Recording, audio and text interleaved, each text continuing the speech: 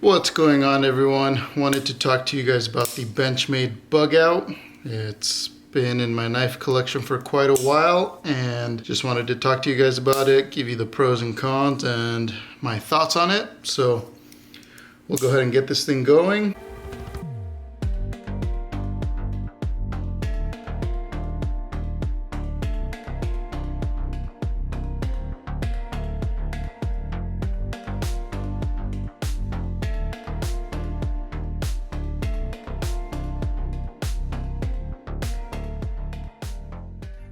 So I bought this knife back in 2019, and this specific model was a Blade HQ exclusive model, and it came with an all black grip, all black blade, and a all black patch. I seem to have put my patch back on my gun bag, so I don't have it with me, but I'll throw in a picture.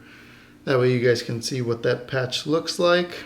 Anyways, bought this thing back in 2019, and the first thing that I wanted to mention that was most noticeable coming out of the box was the weight. Coming in at a whopping 1.8 ounces. This thing is definitely light, and it's noticeable the minute you pick it up. You know, this is hands down the lightest knife in my collection at the moment. It is very enjoyable to carry. Now, what makes it so light is the grips. The grips are made out of what Benchmade calls the CF Elite, and it is reinforced by carbon fiber instead of glass, and is a thermoplastic composite with increased rigidity and reduced weight compared to their Grivery. And speaking of the grips, I'm not too sure how I managed to lose one of these screws here, but I did.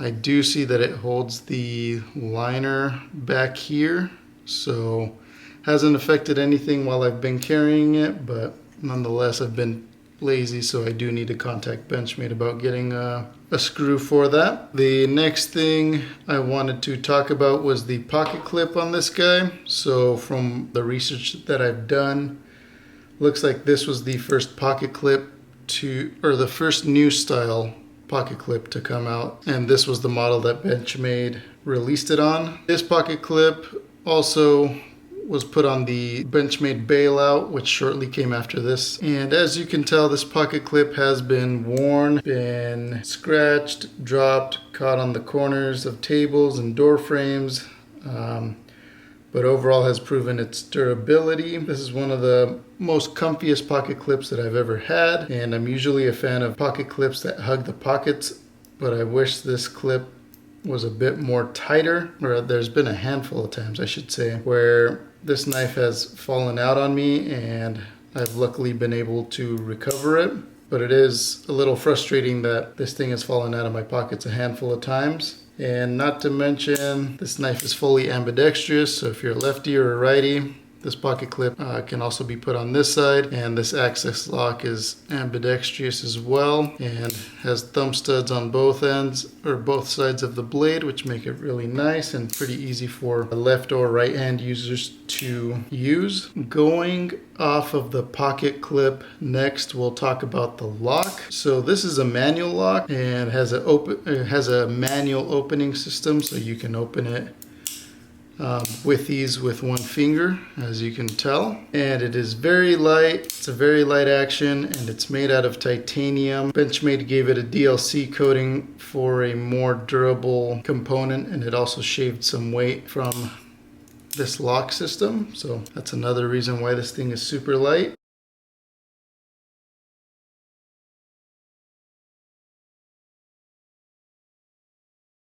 Now, this is a model that Benchmade calls their everyday carry model. There's also a premium version and a gold class version, and Benchmade themselves have come out with a multitude of different varieties and models of the Bugout. They've also come out with a mini series. In my opinion, I was not the biggest fan of the mini Bugout. They just don't fit my hands that great. I wear large size gloves to extra large gloves. You know, this Bugout surprisingly fits my hand pretty comfortably. I do find myself holding my fingers in a little bit tight compared to other knives, but not to the point where it's uncomfortable. Right now this is very comfortable for me, and I can always purchase up on the back of the blade should I need that extra strength and rigidity. So overall, the Benchmade Bugout, in my opinion, is a really great knife. I bought this knife for, I believe, 160, 170 bucks back when it came out. I'm sure you can find the original blue grip model for cheaper than that. Like I said, there's a multitude of different models. There's aluminum frames, there's different color ways. I think this is one of the knives that you can pretty much customize in whatever color scheme that you want. And overall, it's an amazing knife. I highly recommend it. One of the few cons that I will mention though that I did not like about this knife was the CF Elite system or product is great for lightweight uses, but in terms of strength, I'm not the biggest fan of it. I can show you real quick. When I squeeze the scales, I can literally squeeze them together. And although that's never been an issue for me, it's never been a structural issue, there's never been a issue overall with it. That is something that kind of concerns me. I feel like this is one of the weak points of the knife. Hence why I think Benchmade came out with aluminum scales. That way they could get rid of that. And I believe on some of the newer models they did improve the rigidity between the grips. So I believe that got fixed. And other than that, this little screw that backed out and I lost kind of bugged me. I think that was it. The coating on here is really nice. It's lost some of its coating on the tip, but that's to be expected. I do use it a lot. The bottom end, the belly end, typically tends to stay sharper longer than the tip. Overall, good job, Benchmade. I really like this knife. It's not in my rotation at the moment. It is something that I would definitely recommend to you guys. So one thing I did want to talk about is the steel itself. I'm going to try and figure out how to screen record this through my laptop, but I did want to go to the blade steel on Blade HQ's website. Blade HQ has a steel guide on their website that I think is really cool. Gives you a little bit more insight on the type of blade steel that your knife has. So we're going to be looking at CPM S30V steel. So on the left over here, you'll see this little design. There's 4 of them total. There's 4 of them right here, and it tells you what's what. So this guy right here looks like it is edge retention. So it's saying that it's a 6 out of 10.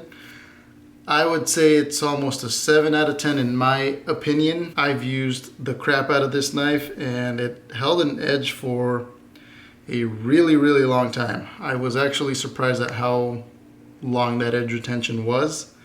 Keep in mind, you can use the crap out of this knife. Benchmade has a lifetime sharpening program, so should your knife get dull for anything, you can send it in to them and they can resharpen it for you. Next, I wanted to look at the toughness.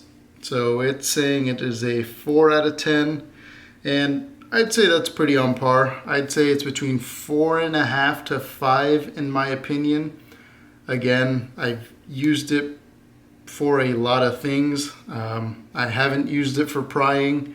I tend to stay away from using my knives for prying, but I have used some knives for that in certain circumstances. But overall, it's a pretty good toughness in my opinion. I'd say it's about a 5 overall, but 4 is, reasonable in my opinion too. Next is going to be ease of sharpening. It's a 5 out of 10. I definitely agree with that. This knife is relatively easy to sharpen compared to other blade steel materials. I have a Spyderco that's an S110V,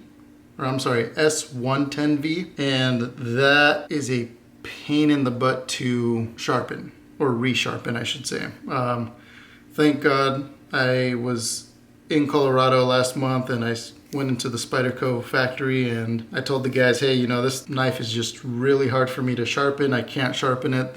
They told me send it in and they'll sharpen it for me. So I didn't know this, but Spyderco also offers a lifetime sharpening as well, or program. So relieved me of having to sharpen that knife. But anyways, S30V, really good for sharpening. It's not the toughest thing to sharpen, and it's obviously not the easiest thing to sharpen. And lastly, we're going to be looking at corrosion resistance. I haven't carried this knife in Texas yet. I'm from Colorado, guys. I recently moved to Texas pretty close to a year ago, and I haven't used the Bugout out in Texas yet. There is a lot of humidity out here, and it is really hot, but I haven't seen any corrosion on any of my knives that I have, so overall I think that's pretty good. So S30V, in my opinion, is a really good blade steel overall, easy to work with, really good for those new entry-level people that are starting to get into knives and into blade steel. It's pretty forgiving in terms of sharpening.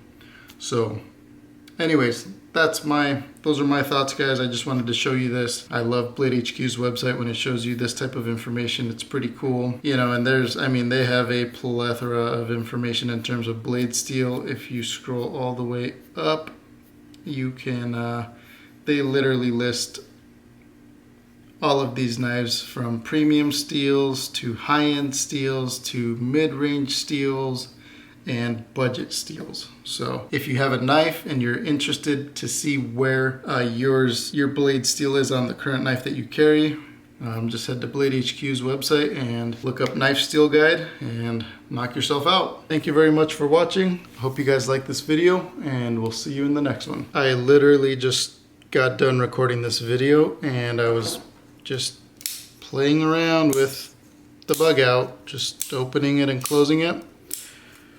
And next thing you know, all I hear is and I was like, you gotta be kidding me. So obviously, as you can tell, this little screw backed out and also fell on me. So now that makes it both sides. That's kind of annoying. Make sure to Loctite those if you have Loctite. That way you don't lose them, like me. Luckily, I got a T6. Looks like most of these screws are T6s, and yeah, looks like I'll just be able to screw this guy back on, but fair warning, these might back out on you.